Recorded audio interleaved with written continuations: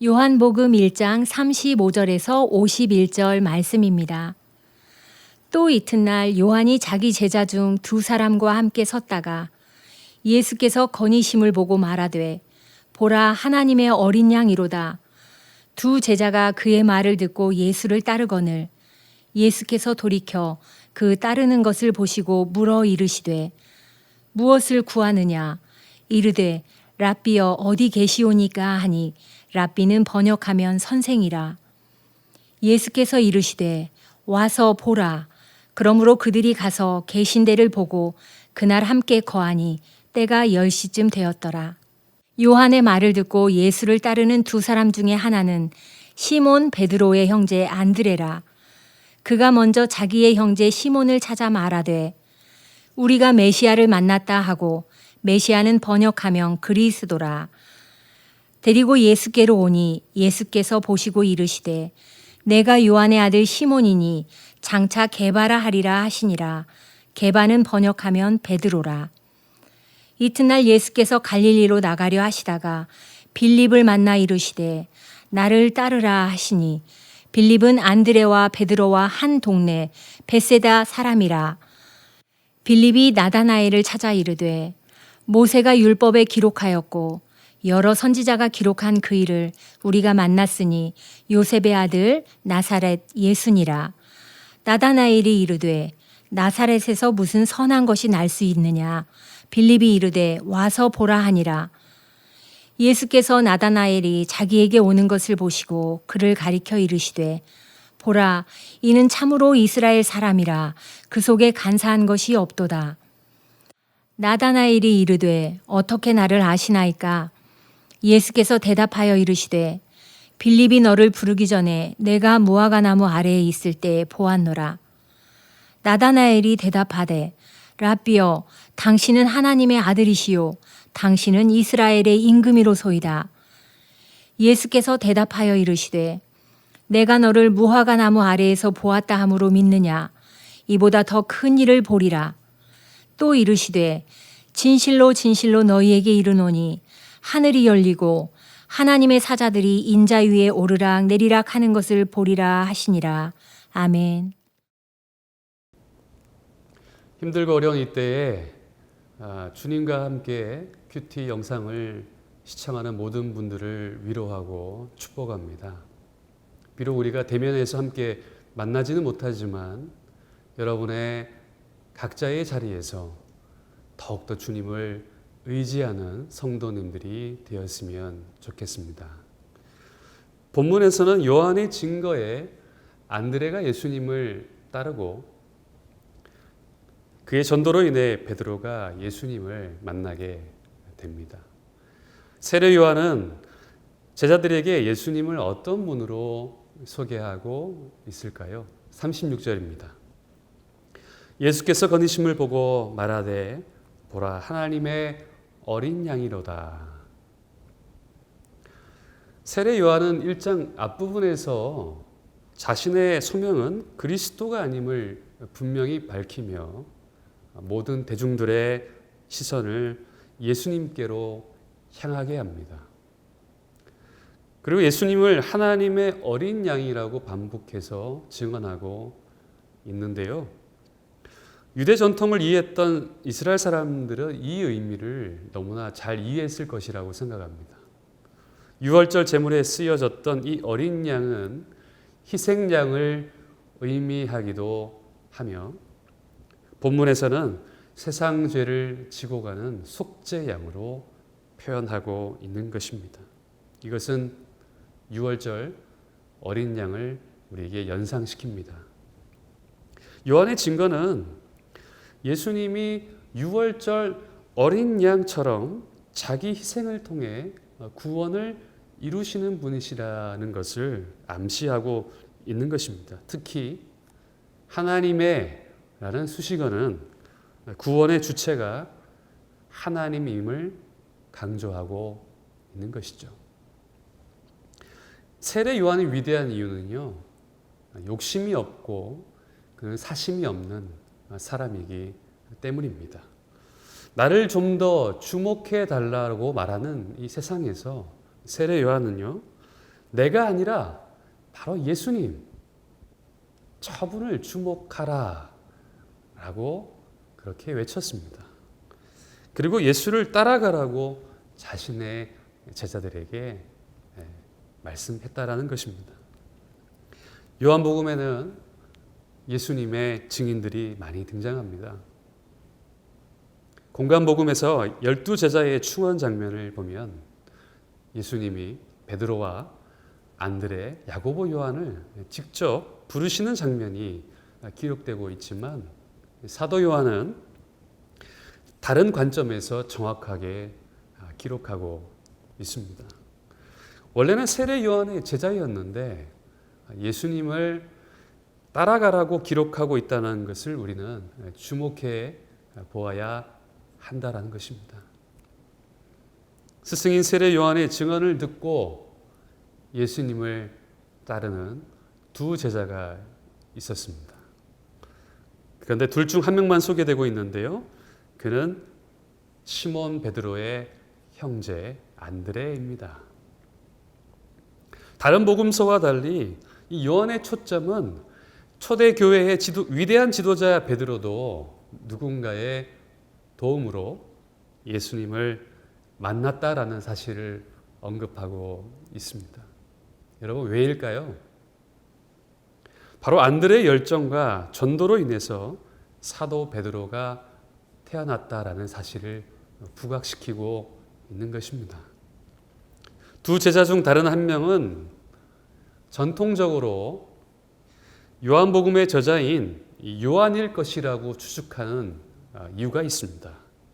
바로 익명의 제자가 등장하는 35절부터 42절에서 직접 예수님을 목격하고 경험한 사람이 아니고서는 쓸 수 없는 아주 구체적이고 정확한 표현들이 많이 등장하고 있기 때문입니다. 예수님과 함께 머물면서 그분이 메시아임을 발견한 안드레는 가장 먼저 자신의 형제인 시몬을 찾아가게 됩니다. 안드레는 복음의 다리 역할을 하고 있습니다. 이 복음을 체험한 사람은요, 누군가에게 복음을 전하지 않고는 견딜 수 없는 기쁨과 감격을 경험하게 되지요. 누군가에게 전하고 싶어서 견디지 못합니다. 복음의 놀라운 능력을 경험했기 때문입니다. 여러분, 예수님을 만나고 나서 가까운 사람들에게 복음을 전하고 싶은 마음을 가져본 적이 있으십니까? 아니면 복음을 듣고도 아직도 입을 닫고 마음을 닫고 계시지는 않습니까? 안드레가 시몬을 데려오자 예수님은 그를 주목하여 보셨고 그에게 장차 게바라 하리라 라고 약속하셨습니다. 게바라 이름은 반석이라는 뜻인데 이름에 걸맞는 사람이 될 것이다 라는 약속을 해 주신 것이죠. 예수님은 현재 베드로의 모습을 보지 않으셨습니다. 예수님은 친히 빚어가실 이 베드로의 미래와 앞으로 변화되어질 그 모습을 내다보신 것이죠. 베드로는 바위 같은 사람이 결코 아니었습니다. 현재는 미약하고 흔들리는 연약한 믿음이었지만 후에 그가 변하여 바위 같은 사람이 될 것이다라는 기대를 베드로 안에 심어 두신 것입니다. 믿음의 가능성을 베드로의 마음 가운데 심어 두셨다라는 것입니다.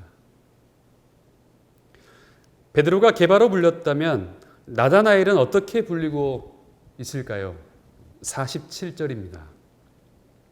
예수께서 나다나엘이 자기에게 오는 것을 보시고 그를 가리켜 이르시되 보라 이는 참으로 이스라엘 사람이라 그 속에 간사한 것이 없도다. 예수님은 이 나다나엘 그 속에 간사함이 없는 참 이스라엘 사람이라고 칭찬하고 계십니다. 예수님은 의문을 제기하는 그의 겉만을 바라보지 않으셨고요. 그의 속에 있는 진짜 내면의 마음을 들여다 보셨습니다. 빌립이 찾아가서 구약이 예언한 메시아를 만났다고 증언했지만 나다나엘의 첫 번째 반응은 믿음이 아니라 의심이었습니다. 안드레의 증언을 듣고 곧바로 따라 나섰던 이 베드로와 달리 나다나엘은 나사렛에서 선한 것이 날 수 없다고 반박하며 뒤로 물러서게 되는데요. 나사렛에서 선한 것이 날 수 없다라는 이 의미는 나사렛에 대한 천대나 나사렛 출신 예수에 대한 폄하가 아니라 도저히 수긍할 수 없다라는 그런 강력한 의미를 내포하고 있습니다.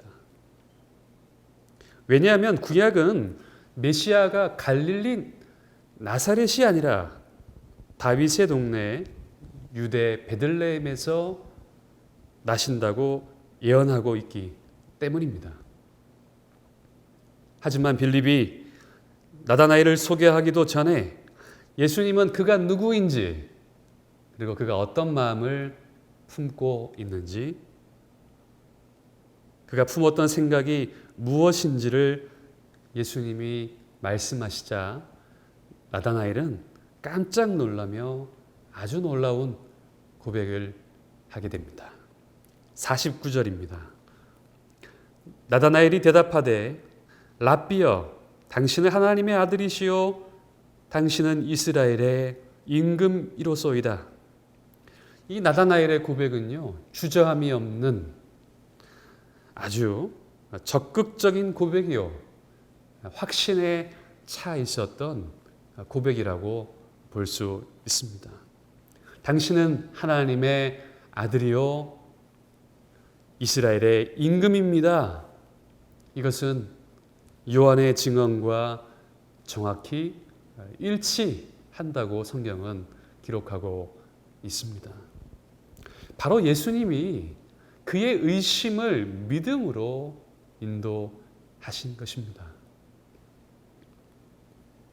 안드레의 열정으로 위대한 사도 베드로가 태어났고 빌립의 전도로 인해서 나다나엘이 예수님을 만나게 되었습니다.